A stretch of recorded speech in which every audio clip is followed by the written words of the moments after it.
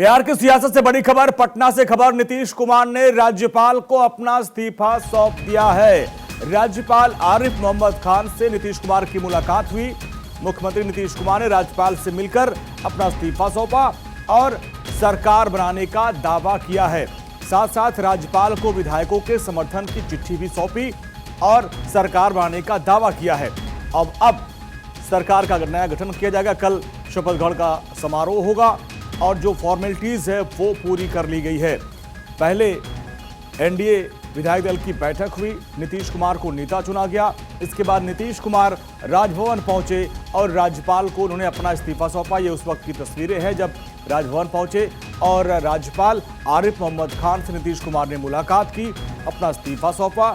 इसके बाद नई सरकार के गठन का दावा पेश कर दिया है और राज्यपाल को विधायकों के समर्थन की चिट्ठी जो है वो सौंप दी है कि इतने विधायकों का समर्थन हमारे पास है और अब जो पूरी एक प्रक्रिया होती है वो प्रक्रिया पूरी कर ली गई है। और कल शपथ ग्रहण समारोह होगा पटना के गांधी मैदान में। भव्य तरीके से नीतीश कुमार मुख्यमंत्री पद की शपथ लेंगे। उनके साथ कुछ और मंत्री पद की शपथ लेते हुए विधायक नजर आएंगे, लेकिन उसके पहले जो फॉर्मेलिटीज है उसको पूरा कर लिया गया। आज पहले बीजेपी विधायक दल की बैठक हुई जिसमें सम्राट चौधरी को विधायक दल का नेता चुना गया, उप नेता विजय सिन्हा को चुना गया। जेडीयू के विधानमंडल की जो बैठक हुई उस पर नीतीश कुमार को नेता चुना गया। इसके बाद एनडीए विधायक दल की बैठक हुई और नीतीश कुमार को नेता चुना गया एनडीए का। और फिर नीतीश कुमार देखिए राजभवन पहुंचे, राज्यपाल से मुलाकात की, अपना इस्तीफा सौंप दिया और नई सरकार बनाने का दावा पेश किया। साथ साथ जो विधायकों का समर्थन वाली चिट्ठी है वो भी सौंपा।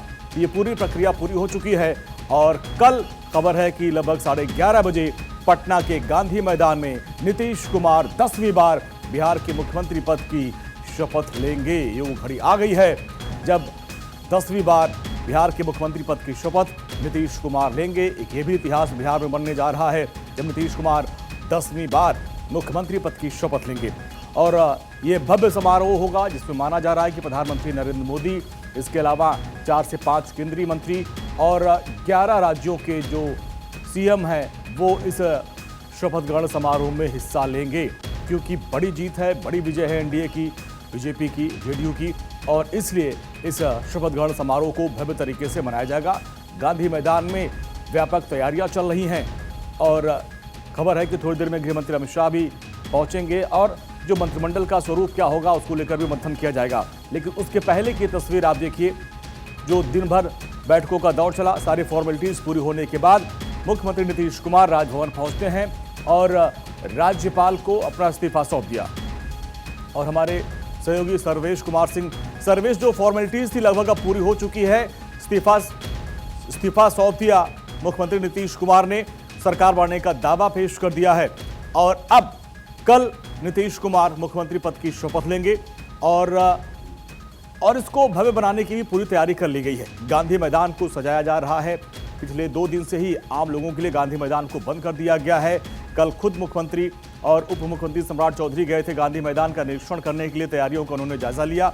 और अब देखिए आज दिन भर की जो पूरी प्रक्रिया रही, बीजेपी विधायक दल की बैठक हुई, सम्राट चौधरी को विधायक दल का नेता चुना गया, उप नेता विजय सिन्हा को चुना गया।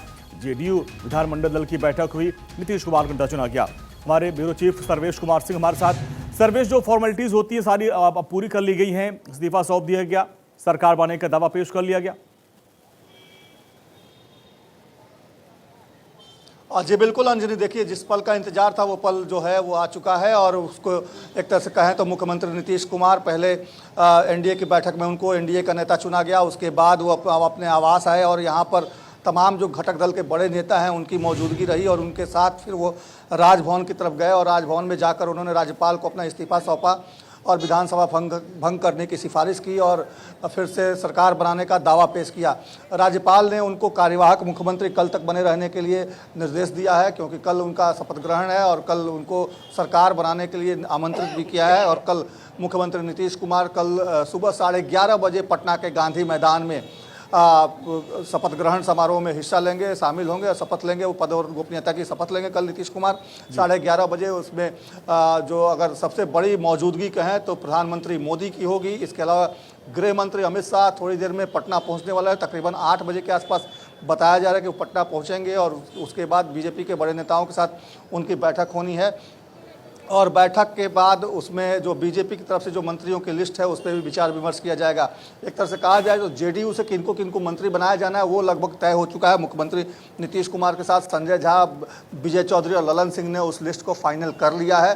बीजेपी की लिस्ट पे थोड़ा बहुत अभी जीच है, जिसको लेकर अमित शाह का इंतजार हो रहा है। अमित शाह आएंगे तो उस सूची को भी एक तरह से फाइनल कर लिया जाएगा। फिलहाल जो है तस्वीरें सीएम हाउस के बाहर की हैं। अभी मुख्यमंत्री नीतीश कुमार अपना इस्तीफा सौंप कर और सरकार बनाने का निमंत्रण लेकर मुख्यमंत्री आवास में दाखिल हो चुके हैं और अब इंतजार कल का है, क्योंकि कल का दिन काफ़ी अहम है बिहार के लिहाज से, क्योंकि 10वीं बार मुख्यमंत्री के तौर पर नीतीश कुमार कल शपथ लेंगे।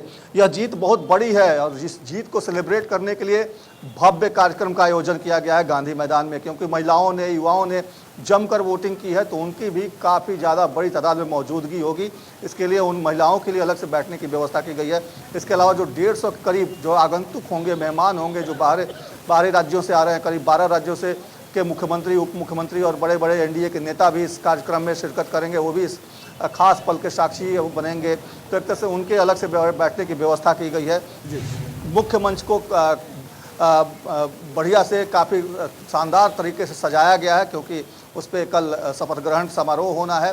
राज्यपाल आरिफ मोहम्मद खान कल मुख्यमंत्री के तौर पर नीतीश कुमार को शपथ दिलाएंगे। तो निश्चित तौर पे देखिए ये आयोजन इसलिए बड़ा हो जाता है क्योंकि प्रचंड बहुमत एनडीए को मिली है और जिस तरीके से प्रचंड बहुमत मिली है तो इसलिए ये ग्रैंड सेलिब्रेशन का मौका भी बनता है। तो उसके लिहाज से भी कल का दिन काफ़ी अहम है और कल खास तौर पे तमाम जो प्रशासनिक अधिकारी हैं उन्होंने एहतियाती उपाय कर रखे हैं और कल बड़े पैमाने पर कल इस सेलिब्रेशन को अंजाम दिया जाएगा और निश्चित तौर पर इसमें आम आवाम की भी बहुत बड़ी भागीदारी होगी। 8 बजे से लेकर दोपहर 3 बजे तक पटना के गांधी मैदान इलाके को कॉर्डन ऑफ कर दिया गया। वहाँ पे प्राइवेट गाड़ियों का प्रवेश वर्जित होगा। जिनके पास भी निमंत्रण पत्र होगा शपथ ग्रहण समारोह में शामिल होने का, वही लोग उधर जा सकेंगे। तो एक तरह से कहा जाए तो ट्रैफिक रूट भी कल बदला हुआ रहेगा पटना का।